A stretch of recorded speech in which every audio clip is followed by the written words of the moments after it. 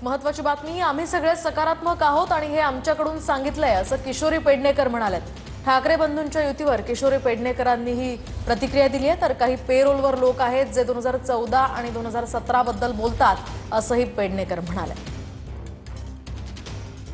2022 नंतर या महाराष्ट्रामध्ये जो राजकारणाचा चिखल झाला आणि त्या चिखल झाल्यानंतर जो सगळ्यांना तो त्रास होतोय, नागरिकांना पण त्रास होतोय, कारण परप्रांतीय लोक आता भारी होऊ लागले आहेत।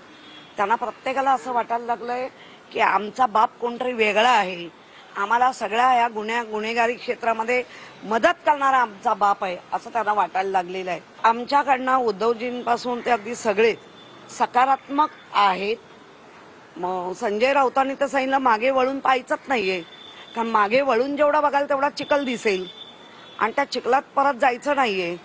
त्यामुळे आपण सकारात्मक राहूया, भविष्य बघूया। काही पेरोलवर असलेले बोलतात पण